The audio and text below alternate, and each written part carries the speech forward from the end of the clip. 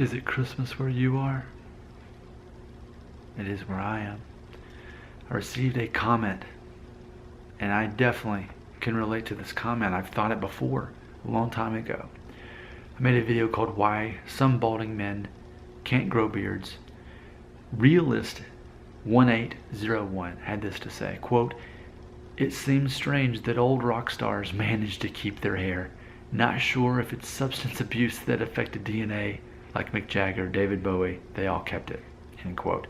I have absolutely thought about this. In fact, let me take you back to when I was in college, and that's when I was developing a definite Norwood too. And my roommate and I, who were the same age, we were both born in April of '81. We looked in the mirror, we saw the V shape starting to go up, and thinking, man, my hairline's starting to recede. I'm going to go bald. Oh no, and having this stupid discussion about, well, my mother's father, and they're because that's all we knew at the time. We didn't have YouTube. We didn't have intelligent, educated men like me who make up theories about hair loss to give hope. Now, I believe my theories, but they also give hope. But I remember he and I talking about that, and one of the things I said to him, his name was Jamie, and I said, like, what about like Aerosmith? Because he had like the Aerosmith CDs in the dorm, and with Steven Tyler being the lead singer of Aerosmith. And you look at this guy, and the guy's what, 70 by now? But even back in college, he would have been close to 60 or whatever. And all this hair, no noticeable thinning. And so we were discussing whether or not Steven Tyler, that was his real hair or not.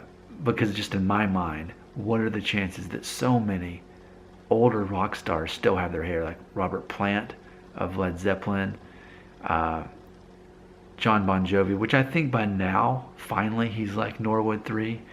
But I mean, still though, the chances that so many have kept their hair. I mean, even like Paul McCartney, who's also in his 70s, I don't think of him as a balding man. I mean, so it's like, how is it that it just so happens that these rock stars end up winning this lottery and don't have to worry about it? Now, granted, I'm positive there are those who have, undergone procedures and had work done on it.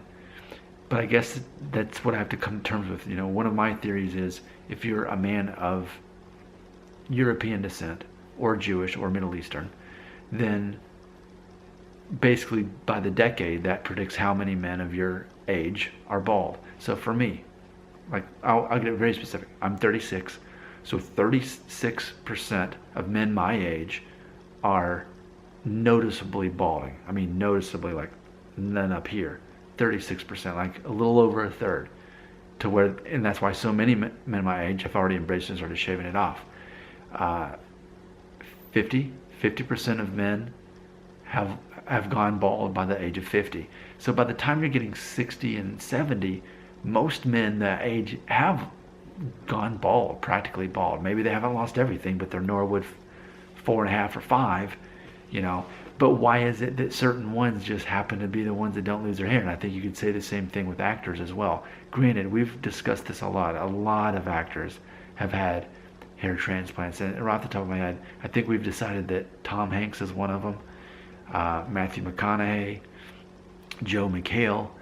And it's like even now I'm thinking about like Chris Pratt, who's basically the same age as me, and Norwood 3, and it's like he's this big star. So what's he gonna do? Is he gonna have something done now before it's too late, so he can permanently remain Norwood 3? Makes me wonder on that.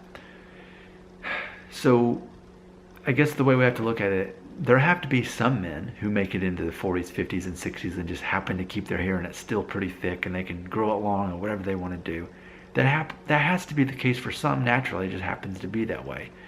It is pretty fascinating, though, the way it works, especially with bands that are still around and still playing music. Why is it that the one-hit wonders can go bald, but if you were in the Beatles or Led Zeppelin, then you keep your hair, or obviously the Rolling Stones? Why is that? That's a good question. Could be a coincidence.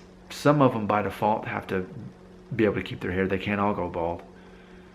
And you know my theory about, you know, if you're more Asian you are, the more likely you are to keep your hair. It's not like any of those men I named are Asian or part Asian. They're just, I just think that they won the lottery.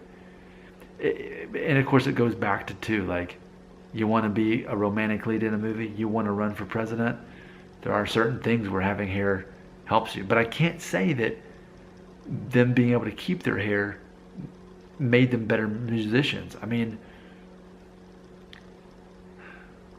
I can't imagine.